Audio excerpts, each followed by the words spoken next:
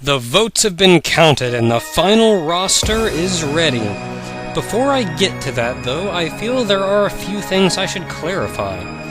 I thought it was fairly obvious, but you could have voted once per group. I thought I mentioned I would split it into groups, then take the winner from each group and put it into one final video.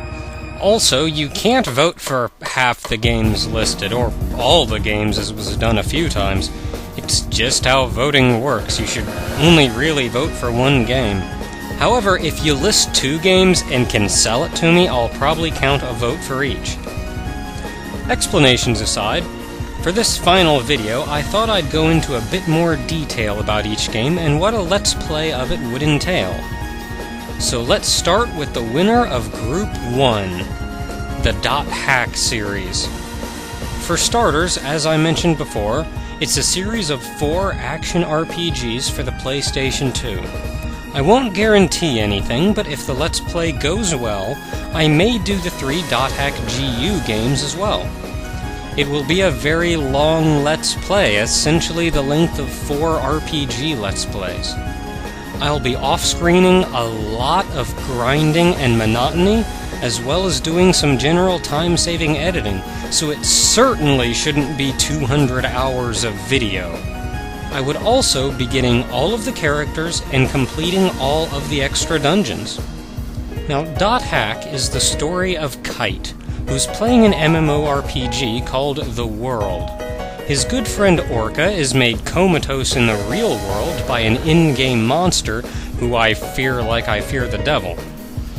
Kite's journey gives him the ability to rewrite the game's coding, takes him through the in-game world while he searches for the reason his friend is comatose, and learning what the link between player and character really is in this game. In my own opinion, the game's got a really good story. I love all the characters and the interactions between them. It's a fairly serious game, but it has its humorous moments as well. The winner of Group 2 is Disgaea, a tactical RPG for the PlayStation 2. Depending on how the Let's Play goes, I may do the sequel, Disgaea 2, as well. Of course, I would cut out all the grinding and monotony to keep the videos entertaining. I'd be going for the best ending, and depending on the reaction to the Let's Play, and ease of getting them, I may show off some of the other endings and bonus fights. Disgaea's main character is Laharl, the overlord of the Netherworld. Generally evil person, and one of my favorite game personalities. He's assisted by his vassal Etna, who's just as, if not more, evil than Laharl. Of course, there are also the Prinnies, spirits of the dead who could not make it to heaven. They also explode if you throw them. Since he's been sleeping for 2 years, nobody believes he's the Overlord. The story follows his re-rise to power and his reaction to the overly good angel Flan, who was actually sent there to kill Laharl. Disgaea's got some of the best characters in any game, and the dark humor is top-notch. The winner of Group 3 is Engage to Jabberwock. Compared to the previous 2 games, it's fairly short. Made by Platine Dispositif, the creators of Bunny Must Die, it lacks the story and humor Bunny Must Die had, but retains the same style. It's a top-down dungeon explorer and bullet hell, sending you around to get power-ups, hit switches, and generally fight big things that shoot a lot of bullets. I'll be playing on normal as opposed to easy, which means I'll be dying a great deal. I beat easy only dying a couple 5 times. There isn't really any story to the game. All the official site says, with the help of Google Translate, is, "I feel like it," so take that as whatever you want. The winner of Group 4 is Kirby 64, your standard Kirby game for the Nintendo 64. You play as a cute puff of pink that can suck in his enemy and absorb their powers. Unlike Kirby Superstar, there are only a couple of preset standard abilities, like Spike and Fire. Nothing fancy like Wheel or Yo-Yo.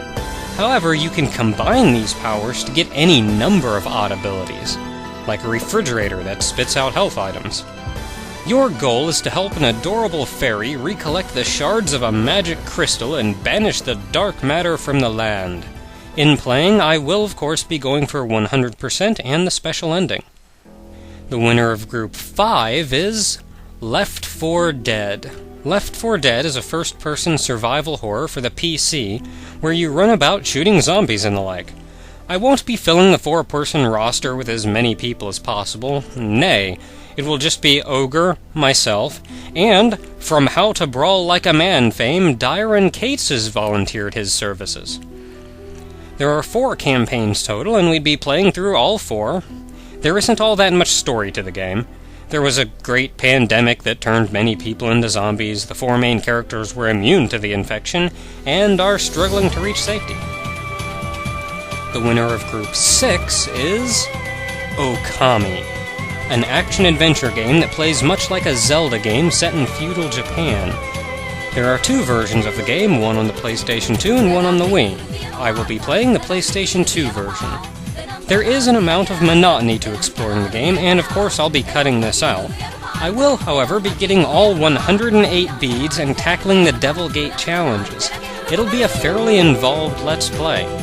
You control the great god Amaterasu, who's exploring the world in wolf form, purging the world of darkness using a celestial brush to paint designs that alter the world itself.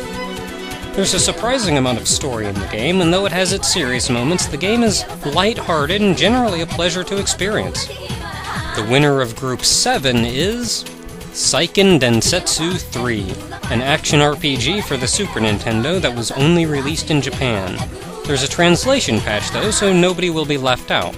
It's also 2-player, so Ogre will be joining me. The game lets you choose a party of 3 characters at the start, from 6 available. The 3 you choose, and even the order you choose them in, changes the story in the game.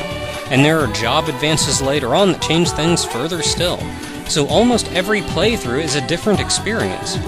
Regardless of that, we'll only be doing a single playthrough. The storyline generally has you following a fairy who tells you the Tree of Mana is dying and that you need to get the Sword of Mana and fight big monsters or something like that. The winner of Group 8 is a tie. Group 8 is a freaking precise tie between Shadow of the Colossus and Skies of Arcadia, so I'll put them both in the list. Starting with Shadow of the Colossus, which is an action-adventure for the PlayStation 2, that acts much like a boss rush in a huge world you can explore, sending you from place to kill 10 colossi. The emphasis is largely on the experience, and showing just how small and human you are compared to the colossi. Very little of the storyline is explained, which is done intentionally so that the player can write his own story. Skies of Arcadia, on the other hand, is a traditional RPG. Of the 2 versions, I'll be playing the Dreamcast version. Of course, being an RPG, I'll be cutting out all the monotony and grinding. The story follows Vice, an upstart air pirate, and his friends, as they try to stop an evil empire from reviving an ancient weapon and destroying the world. Perhaps the most unique part of the game is this ship, letting you not only fly through the air from place to place, but get into battles with the ships themselves. I will, of course, be going for 100%, getting all the discoveries and all the potential crew members. Onwards, then, to the winner of Group 9, Tales of Symphonia. Action RPG for the GameCube, using the unique Tales of battle system. Now, though there is really only one ending to the game, there are a few branches along the way. I'm not going to be playing through all of them, I'll just pick one and go with it. Now, the battles are actually multiplayer, so Ogre will be joining me for this Let's Play. And of course, being an RPG, I'll be cutting out all the monotony and grinding. The story starts by following Lloyd as he's ostracized from his hometown, and follows him through a world of discrimination against half-elves and angels that demand human sacrifices. It of course has a great deal of story and is fairly serious, but at the same time is very lighthearted and a joy to play. Finally, the winner of Group 10, Touhoumon. Technically, it's called Touhou Puppet Play. To all those curious about the world of Touhou, here we are.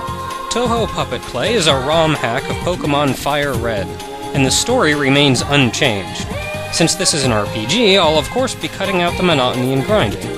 There are 2 versions, a Japanese version and an English version. Since the Japanese version is more updated than the English version, and the story is unchanged from Fire Red, I'll be playing the Japanese version. It plays like any Pokemon game, catching monsters and leveling them up to defeat the gym leaders. Only all the Pokemon have been switched out with Touhou characters. All these Touhoumon have been changed as well, so they bear no resemblance to any original Pokemon. Now, to explain about Touhou, I'll be stepping in every time a new Touhoumon is encountered and explaining not only about the Touhoumon, but about the original Touhou character.